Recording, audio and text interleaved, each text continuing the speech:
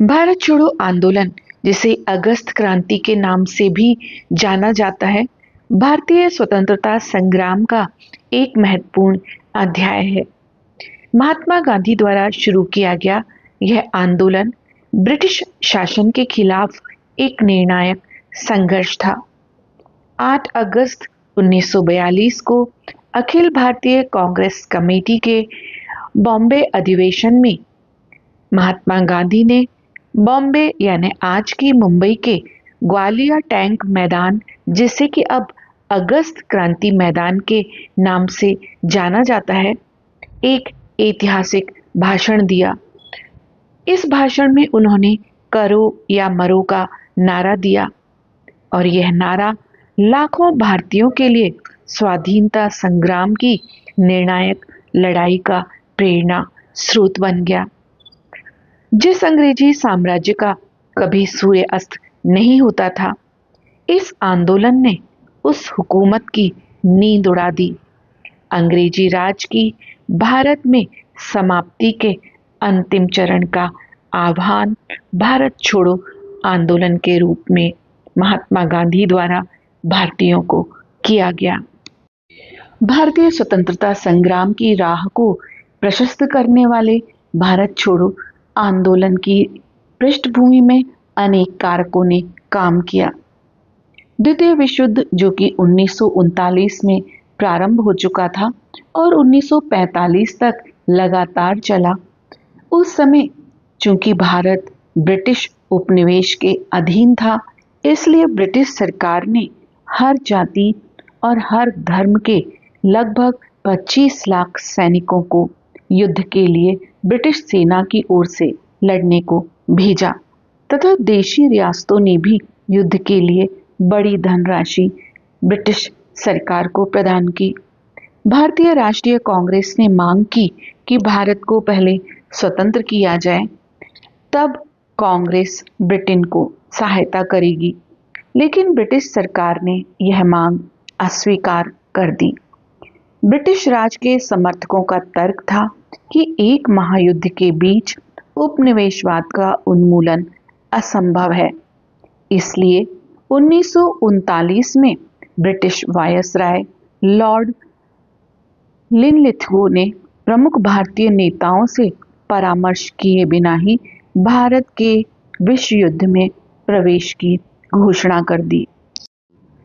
अंग्रेजों ने भारत से सैनिक सहायता, अरबों रुपया उधार लिया और भारतीयों के बलिदान एवं उनके योगदान को भुला दिया। युद्ध के दौरान ब्रिटिश सरकार कमजोर पड़ गई। ब्रिटिश नीतियों के कारण भारत की आर्थिक स्थिति भी खराब हो रही थी। मुद्रास्फीति चरम पर थी। देश में खाद्य पदार्थों की कमी होती जा रही थी। चारों तरफ निराशा, भुखमरी, बदहाली और असंतोष का माहौल था। इसके अलावा भारतीयों के साथ भेदभाव और अपमान हो रहा था। सामाजिक न्याय और समानता का भी अभाव था। 22 मार्च से 11 अप्रैल तक स्ट्रैटफोर्ड क्रिप्स को सभी दलों के प्रतिनिधि नेताओं के साथ भारतीय संविधान पर ब्रिटिश सरकार के मसौदा घोषणा पत्र पर चर्चा करने के लिए भारत भेजा गया। घोषणा मसौदा की प्रस्तावना के अनुसार एक नए भारतीय संघ का निर्माण होगा, जो डोमिनियन होगा। जो भी प्रांत संविधान स्वीकार करने को तैयार नहीं होगा, उसे भारतीय संघ के समान पूर्ण दर्जा दिया जाएगा। क्रिप्स मिशन के प्रस्तावों को भारतीय राष्ट्रवादियों ने अस्वीकार कर दिया, क्योंकि इसमें सत्ता के त्वरित हस्तांतरण की योजना का अभाव था। महात्मा गांधी ने क्रिप्स प्रस्तावों पर टिप्पणी करते हुए कहा, it was a post dated cheque whose bank was about to perish, अर्थात यह आगे की तारीख का चेक था जिसका बैंक नष्ट होने वाला था। पंडित नेहरू ने कहा, क्रिप्स योजना को स्वीकार करना भारत को अनगिनत टुकड़ों में बांटने के लिए मार्ग प्रशस्त करना था।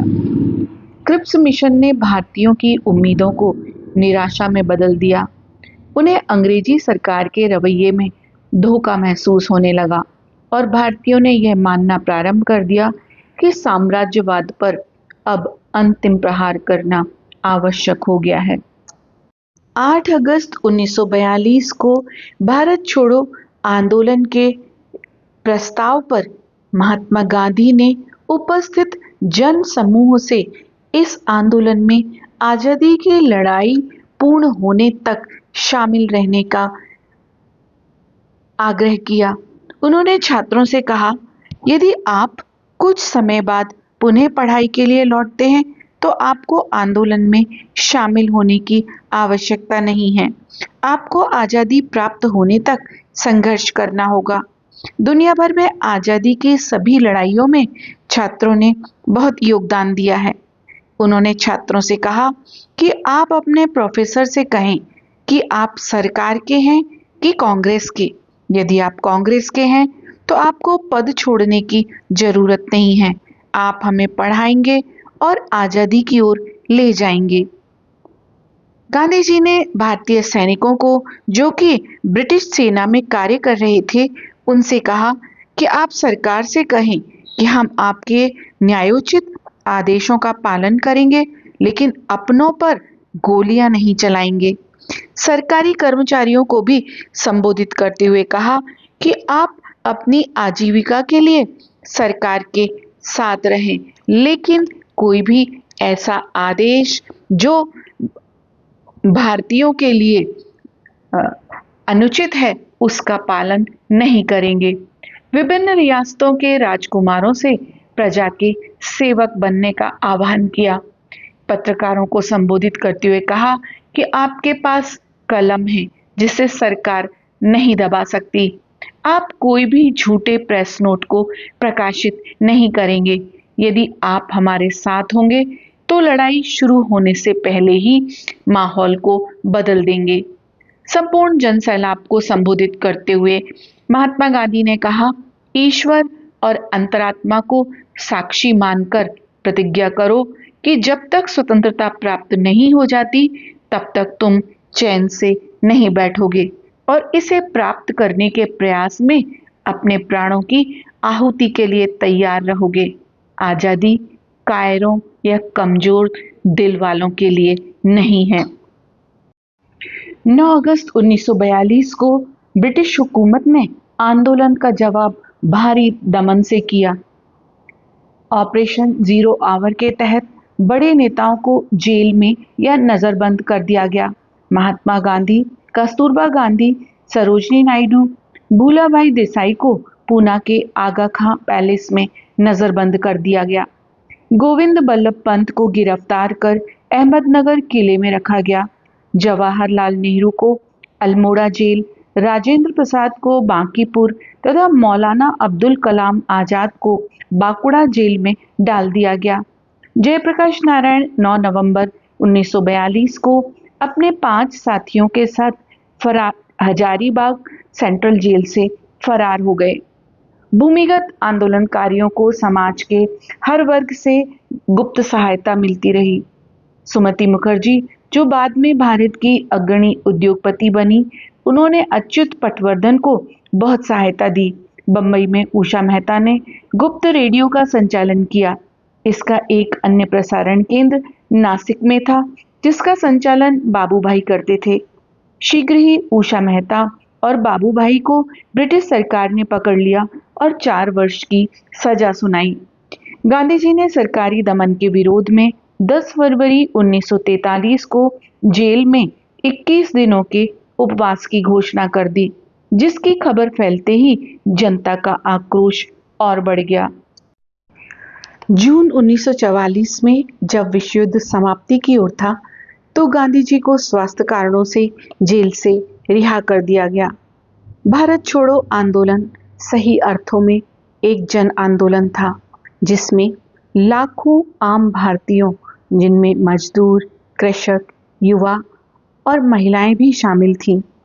इस आंदोलन का विस्तार भारतीय ग्रामीण क्षेत्रों तक था तथा इस आंदोलन के दौरान अच्युत पटवर्धन, अरुणा असफ अली, राम मनोहर लोहिया, सुचेता कृपलानी, छोटू भाई पौराणिक, बीजू पटनायक, आरपी गोयनका, जयप्रकाश नारायण, उषा मेहता, सुमति मुखर्जी जैसे नेतृत्व भी उभरे।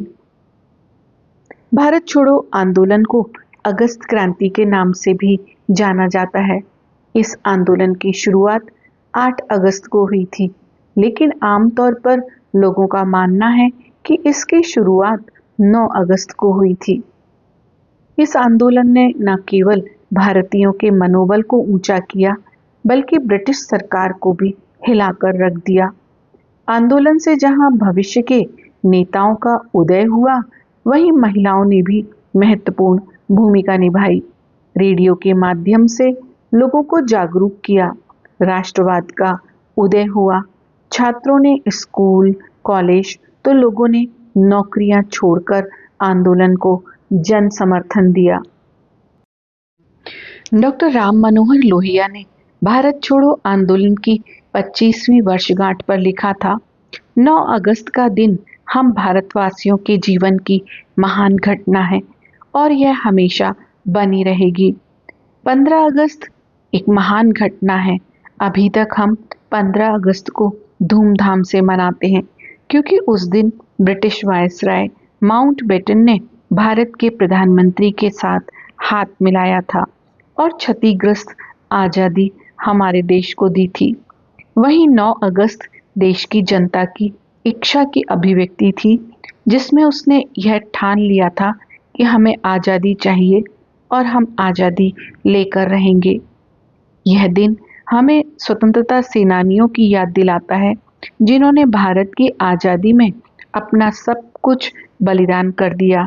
यह आंदोलन हमें एकजुटता और दृढ़ संकल्प की प्रेरणा देता है।